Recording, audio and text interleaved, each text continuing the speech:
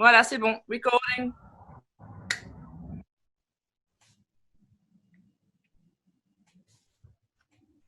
Chokers. My male braai en dat is nice. Ik sta aan de ene kant, de andere mensen dop wat van het. Dat is mijn idee van een goede tijd. Zolang allemaal hulle zelf enjoy, zal ik hoef te participeren. Die old school iets speelclub had. En niemand in labels complain ooit. Dat is part van die plekse character. Die muziek is de way om die mensen te connect. En tijden waar nog active participants in life was. Voor die trouwen, die kennis, die wijn, die drugs. Die vrouwen zijn in de kompas. En die man staan ze rondom de vuur. Mijn opa alleen in zijn kamer zijn trouwen pieters. Maar hij is een goede moeder. Mijn opa is amper klaar met die leven. In de high class gaat hij met anti-April reis erf. Een week later gaan ze reis verkoop. En ze allemaal op de straat zitten. En dan gaan ze voor de next 5 jaar rondwal. Vanaf één temporary plek naar de next. Mijn ma gaan bij haar zuster Nasli blij. Behalve hij met onze zuster. Dus POW zo treat.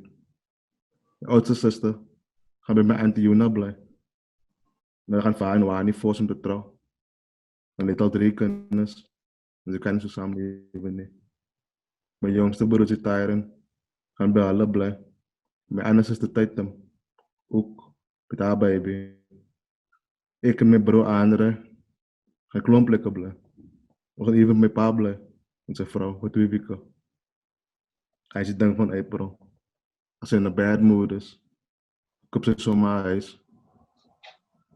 Maar hij is vandaag in de beste mood. Wat hij nog een lange tijd was. Als ik kwaad is op mijn ma. Dan was hij DVD-player in de kamer bij haar. Dan kan niet meer films kijken. In de muziek luisteren. Maar nu is hij niet meer kwaad. Zo de DVD staat nog binnen voor kamer. Mijn ma had Uncle Nicky. Ook aan die paatse karaoke series leen. Van je mensatie. Dan is al heel aan rondom mijn veer. In bouwcomplotten. In bed al heel naar mijn kant bellen. Kijk wat hij in. Kan de meeste gangster taal en zijn tijd met zich. Hij is altijd man. Al een long begedrag. Zeker 50 jaar zijn drag. Die is tussen hulle. 70. Dat is al betend, ja. En about 120 jaar. Dat is een boy in de kant. Zo. Als we een powerful drug force. Oké. Gaat iemand inevitably les raken voor de button. Allemaal maken de zakken leeg. Nog zit samen. Altijd samen. 27 rand.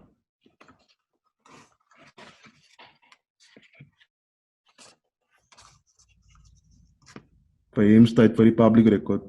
Dat 27 een velnummer is. Objection, duly noted. Om zijn knowledge van een gangster is het derde te display. Wanneer een van die andere kicks kan hem contradicten. Maar die goed op puzzelen aangaan. Als hij de rest van ons klagen eten. In de middle-aged delinquents. Klagen roken maar mokken. We gaan allemaal karaoke zingen in de voorreis.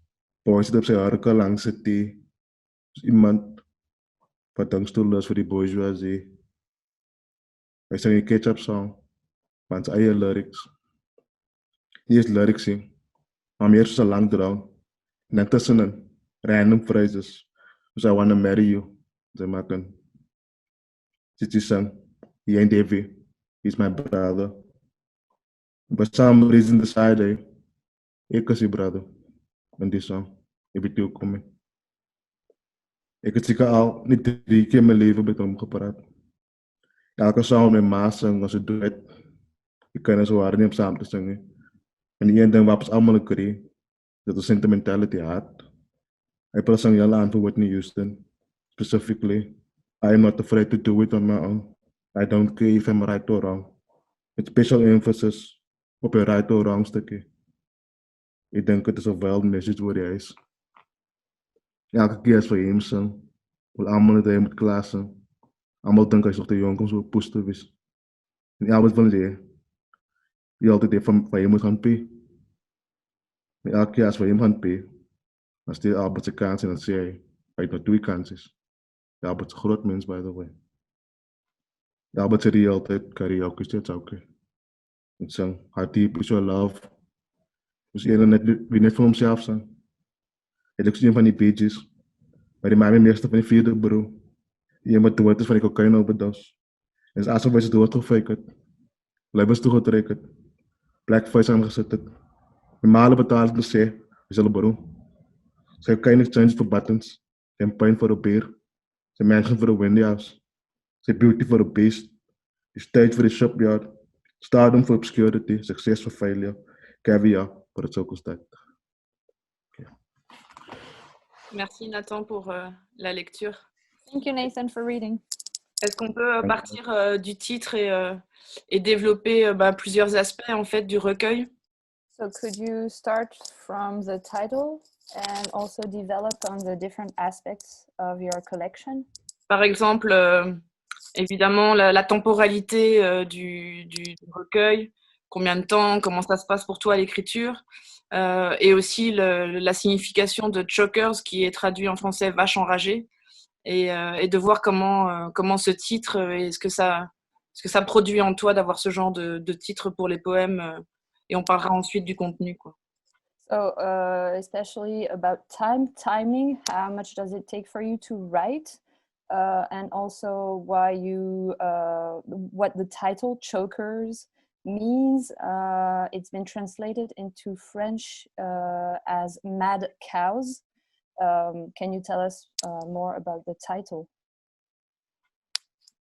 Yeah, okay. So in the South African context, like chokers and survivors, it's a sandwich. This is a peanut butter and jam sandwich. And we have this kind of feeding scheme at our schools. When I was growing up, we had these feeding schemes that it's based, so it's kind of this, it's a horrible sandwich that most of the kids, they don't want to take the sandwich home. They don't want to be seen eating it because it's like a symbol of poverty. If you take the sandwich, everyone knows you don't have food at home. And we lived for a year exclusively off those sandwiches. So all the bread the other kids didn't want to take, we would take the sandwiches home, and kind of that would be our lunch and our supper. So so it has that kind of. Je comprends, Claire, ça va. Ok, pas de souci, ça marche. Go on, Nathan, sorry. Go on, sorry. So yeah, so that's the kind of that's one significance for me personally. It's also obviously a play on words as well, because when I wrote the book, I wanted the book to feel physical. I didn't want it to feel like poetry that you read when you sit with your friends and having a cup of tea. You know, it's not a cup of tea poetry. It's sort of something that you have to feel. So the word choker and chokers as a connotation to sport as well. So it's kind of it's the team that goes to the final and loses.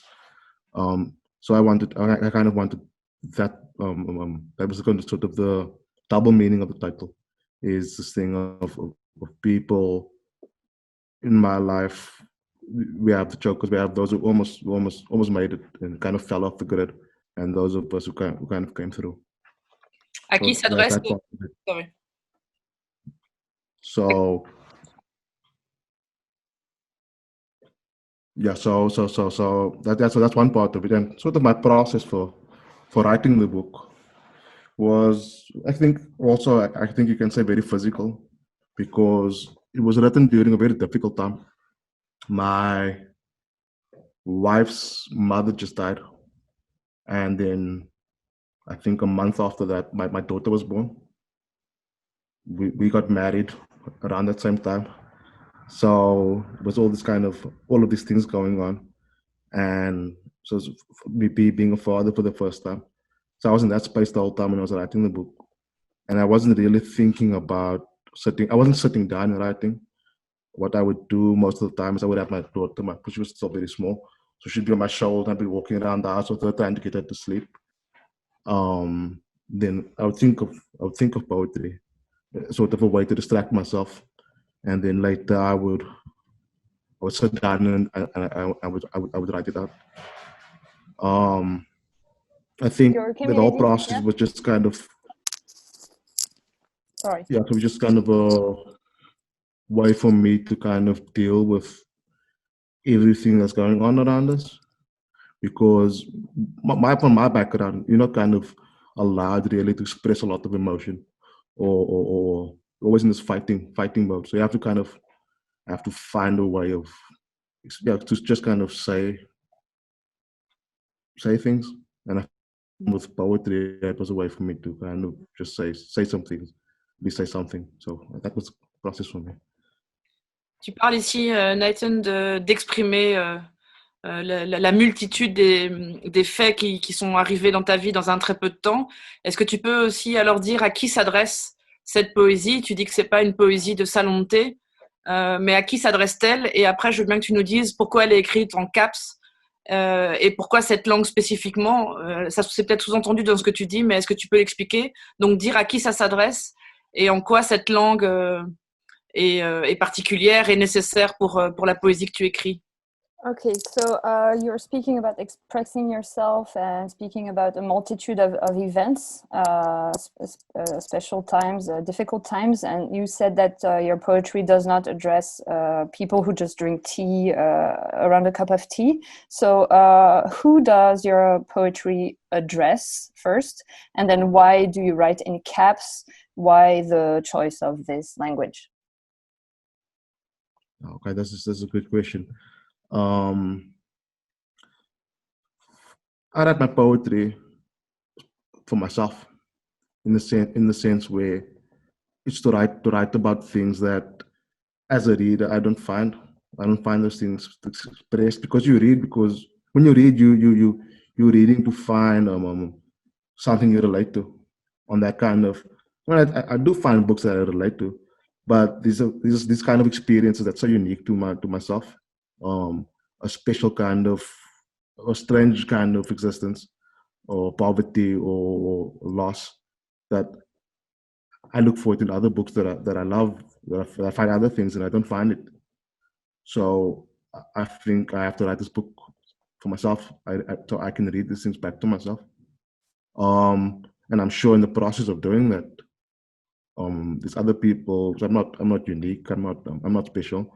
So I know there's other people who will read this and that will also relate to it. They'll also find that they've been looking for this experience that no one else seems to have expressed. This kind of unique experience of being my cultural background in this country. So they'll find they relate to it. When I write in caps, I write in it honestly because it's my language. It's the language I've grown up with. It's the language I express myself best in. And I always felt kind of, why not? Why am I not allowed to do that? And this idea in this country that you're free to do whatever you want to do. It's a democracy. But you're not really free to do whatever you want to do. I'm not the first person who's tried to write in caps, and other people that they've been either ignored or ridiculed. And also, there's a certain cultural identity, a certain type of, for me, as what you call Matisse there, what we call culture. There's certain identity that people attach to us. There's certain identity people attach to our language. It's almost the best way I can express it. It's like a coon kind of culture, a coon identity. And one of the reasons I wanted to write in caps was I wanted to bring the true nature, our true nature as people. I want to show that. I want to show we're not clowns. We're people who've suffered a lot, and we can be dangerous people. I don't mean that in the sense to be threatening, but to say that don't take our agency away from us. Don't turn us into this little kind of dogs that you've turned us into. We are people who are willing to fight for ourselves. So that's why it was important to write in the language as well. Yeah. Est-ce que tu penses dans le processus de l'écriture que la portée politique est nécessaire? Est-ce qu'elle te vient pendant l'écriture, ou c'est une fois, entre guillemets, l'objet terminé, que tu te dis, voilà, je sais aussi que ça peut avoir une portée politique? So in the process of writing, your political goals, do you feel like they are necessary? Do you have political goals when writing, or does it come afterwards? Once you are done writing, do you think about politics? It's very difficult for me. It's always the political as personal. It's never for. I'm not trying to. I'm not trying to kind of. I don't have a goal in mind, you know, and for this and it's for very simple reasons. I don't believe in politics really. You know, it's politics for me is a game for people who know how to play it, and I don't believe in leaders. I don't want to follow anyone. I don't want anyone to follow me. Um, a lot of what I do, what's more important for me politically, is to create a record, is to say if anyone's interested in understanding the true experience of a group of people, here's a record of that. Here's a way of saying that this is how it really happened. It's been unpolished. It's unpolished. It's not untrue in any way. I don't try to make myself look good when I write. I don't try to put myself up as someone who has answers to anything. I only have answers for myself. I have questions I ask to myself, and then I answer them. And I love in that way. And I don't kind of, I don't represent, you know, except myself, except my own kind of experiences. Politics for me, especially in this country, politics are incredibly corrupt. As anywhere, I suppose, it's incredibly corrupt, incredibly stupid. It's all the stupid people are in politics. I always think, question I always have myself is, what does politics have to do with leadership? You know, it's like people just take these things for granted. They expect it kind of, they take it as something that's natural, but it doesn't seem natural to me. All the people are leading, or at least capable of leading.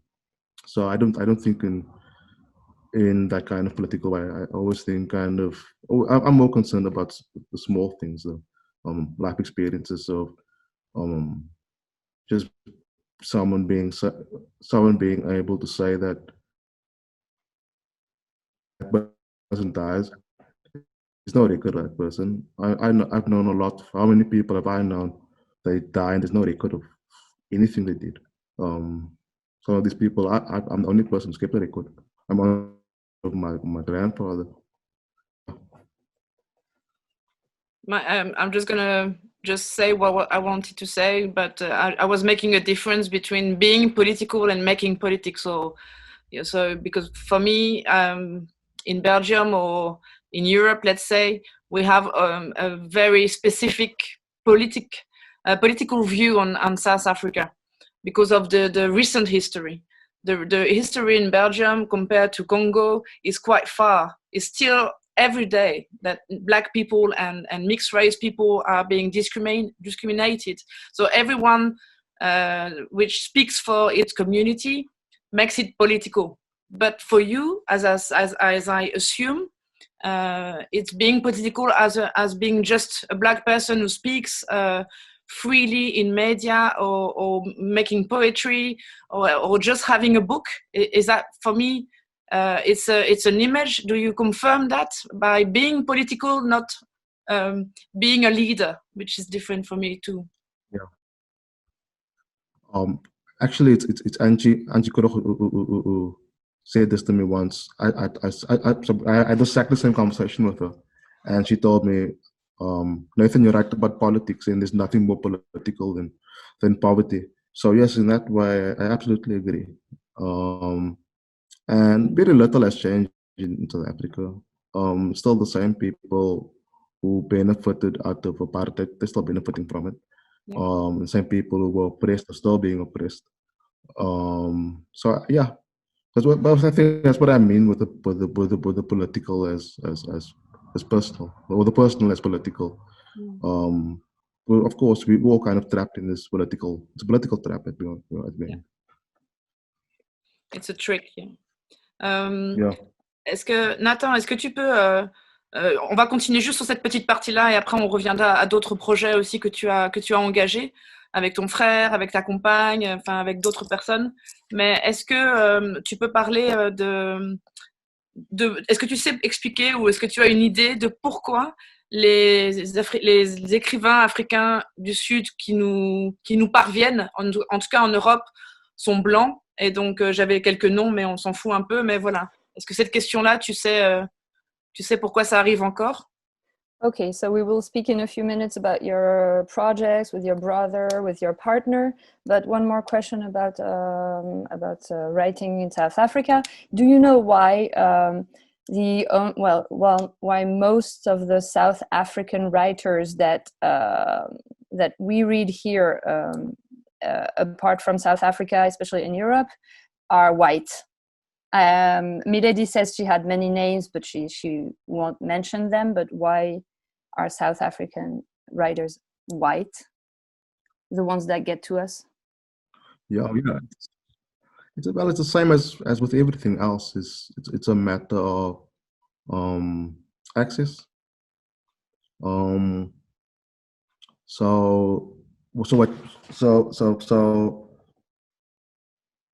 This is not only a matter of white people publishing overseas. It's also a matter of what gets published here. So it's predominantly books by white people who gets published here, and the publishing houses are run by white people. Black people don't have that kind of money invested in them. So I'm not surprised at all. It's an unfair system, and kind of one of the reasons when I write, and I write the way I write, is it's really difficult to explain because it's such a cultural thing. But when I write in Caps, for instance, you're not supposed to write in Caps when you write South Africa. It's become very popular now. We have something called standard Afrikaans.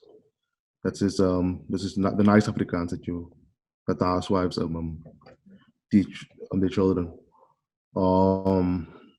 So when I write, I'm writing against Afrikaans.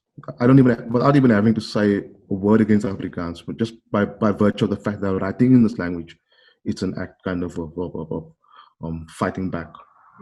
And I can promise you this is that by having a book in the language I've written and having that translated into French, it's caused a lot of bitterness here. Because why me? That's the question. Why me? What's the political agenda? It's never kind of it's hard to believe that I've achieved this on merit. Yeah. They don't believe that. They only believe it when it is white writers who gets kind of pushed to the front line. I'm fine with that. I accept it. It doesn't matter to me really. In any case, to me, it's more important to write. It's a slow battle. It's not something we're trying to. Not a fight we want to kind of win overnight.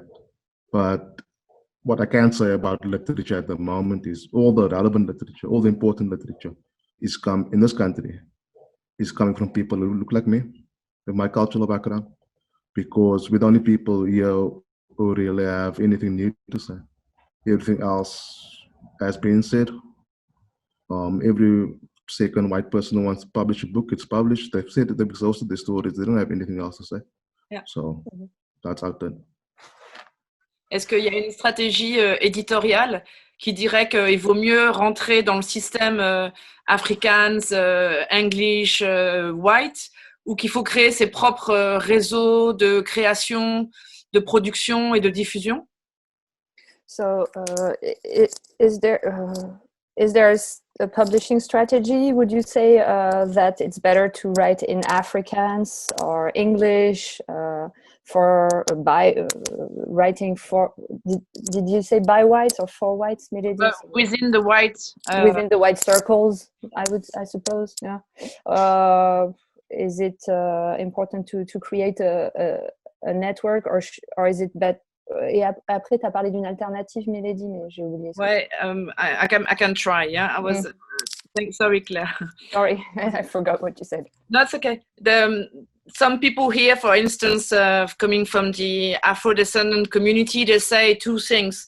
some of them say we have to enter the white circles and speed up our strategy to make sure that our language or our voices or everything are part of the white circles to actually mix it up a little bit. And some others says there's no way we're going to go into the systems because we will continue being the black of the white.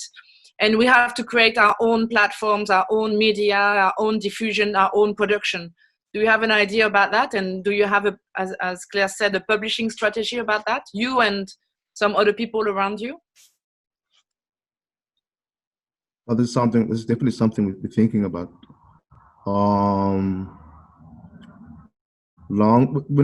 If I should start my own publishing house, I would still need white money to start it. Yeah. Okay. So the people who control everything have the people who control everything are white people generally in South Africa. But that doesn't mean I don't want to do that. It's definitely something I'm interested in doing. When I do eventually do it, I will make sure it's very successful. Because if you're not white, if you're black in this country, you only get one opportunity to do something. And if you fail, and then you don't get the opportunity again to do anything. So it's definitely down the line something I want to do. But there's another aspect to that as well, is that if you want books to sell, you have to be nice to white people as well. And you mustn't be too critical. You can be critical about some things, but also it's kind of these prescribed things that you're allowed to criticize. And you're supposed to always make sure that you acknowledge the literary forefathers, and it's all white people. So when I wrote Chokers and Survivors, one of the poems that you mentioned, Groot Verse book, one of your questions is that, and that poem was deliberately to say, I don't respect you. These are not my literary forefathers. I don't respect them, and I don't want to be nice. I don't want anyone to like me. I'm not looking for your approval. I will do things on my own terms. We've always done things on our own terms. I've always done things on my own terms. I could probably be a lot more successful if I kind of compromise a little, but I don't want to compromise. No. I don't want to be part of. I don't want to be at literary events and drink white wine with people who I know despise me. Yeah. They don't want me to be there. They're always looking at you, kind of who brought you here. With who are you? You don't belong here. Yeah. Maybe they're right, but I don't belong there. I don't feel comfortable there. So I keep my own space. I support other writers from my background. I work with them. I edit their work. Whatever I can do, I do. And we're building something very gradually, very slowly. And it's going to be beautiful when it happens. I know it's going to happen because I'm focused on doing that. Yeah. But yeah, to answer your question, we don't try to be part of, try to be part of publishing any more than we absolutely have to. Yeah. Time is running, as you know. So I want to ask you about Claire. I'm fine if that's okay with you, but I wanted to ask you about your previous works and also the interconnection between the graphic novel, the journalistic ways of doing, and all these kind of documenting lives from the areas where you lived or where you still live, I don't know. So what are the different languages and why not why, but how are you working with your brother, your partner, whatever, to connect all those levels of saying what's happening? I hope you understand my question. Yeah, I don't understand. It's I've only done one series of books that was in English. That was because I didn't write it, and that was the graphic novel work I did with Connie Benson, the historian. That was her story. So we kind of, my brother and I, we just did the visuals for that story and kind of tried to compress a PhD thesis into a graphic novel format. That's all we did there. But everything else I've done, or my work that I've done with my brother as well, it's all in caps. Even the journalistic work I do. So I write in caps for a newspaper that's 99% Afrikaans, and I'm like the 1% who writes in different, essentially. It keeps me honest. It keeps me I'm comfortable with the language. I trust what I say when I say it in that language, in a way that I'm not comfortable with other languages. I can speak English, I can write in English, but I can't be that honest in English as I am in caps. But for the graphic novel work, I started out as a graphic novelist, and I'm sort of coming back to that now. I'm busy with a graphic novel at the moment. And that's kind of sort of my first love, that visual kind of storytelling. And so maybe you can see that the poetry is very much influenced by the graphic novel, because it's also visual, it's also kind of telling a story. So I think that's just kind of how my mind works. But art, that's what I love doing. And to say my wife, we work together in everything, really. In one way or another, she's kind of part of it. She's kind of the person I look to, I trust the most, who I can ask, because she's a brilliant writer. Also translated into many languages now. So it's the person I look to always, kind of my confidant, person I trust the most, basically, to just kind of keep me honest, really. Yeah, that makes sense. But why poetry at some stage, to not to describe, but to speak about the people you spoke about in Chokers and Survivors? Is poetry trying to dilute, or on the opposite, trying to expose more? Why poetry and not more documenting or journalistic language? Or poetry, because I wanted to feel something. When I draw, I do other things. Of course, I feel something, and I'm an artist. But for the poetry, more than anything else, it sort of was a way for me to kind of express something more. I can't make music. Otherwise, I would make music probably.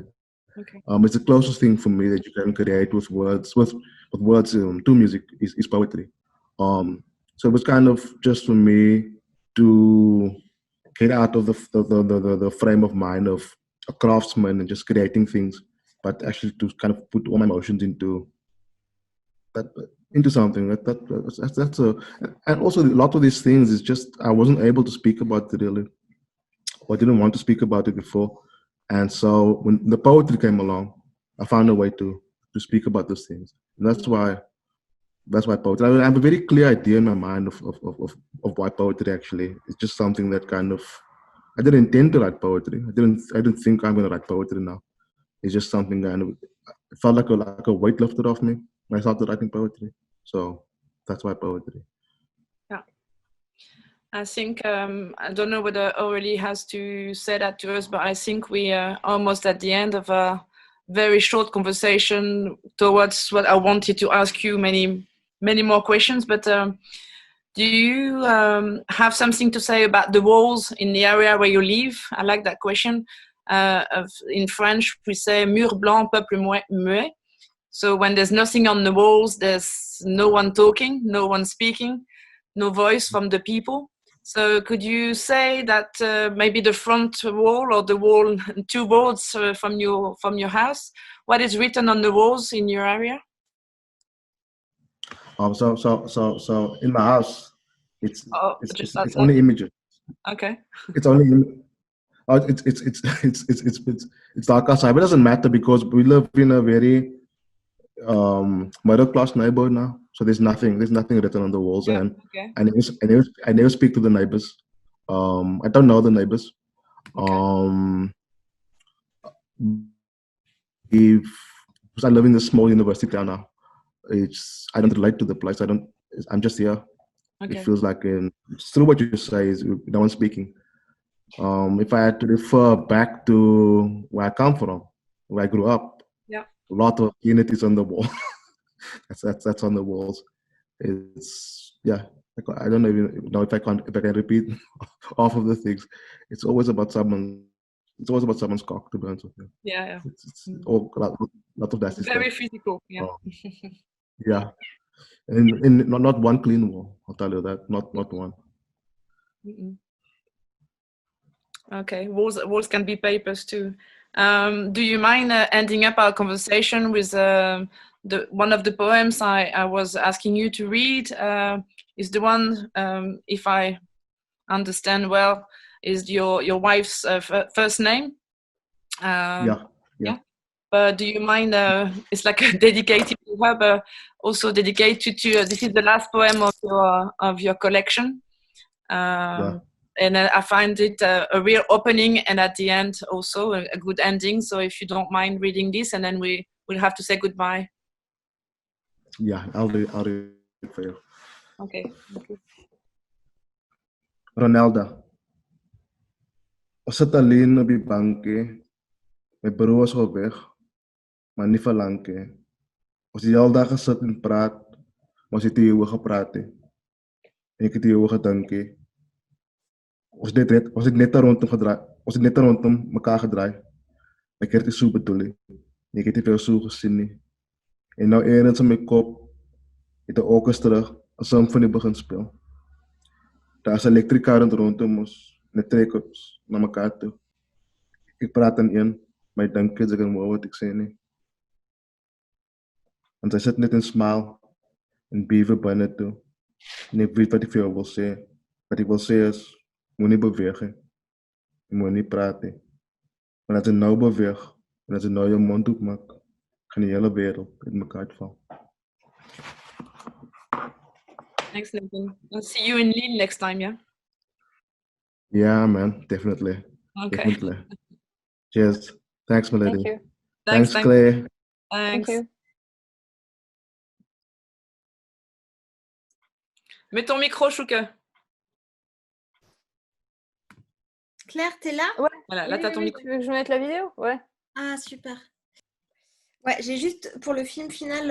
Ah, mais attends, peut-être que j'arrête l'enregistrement, ouais.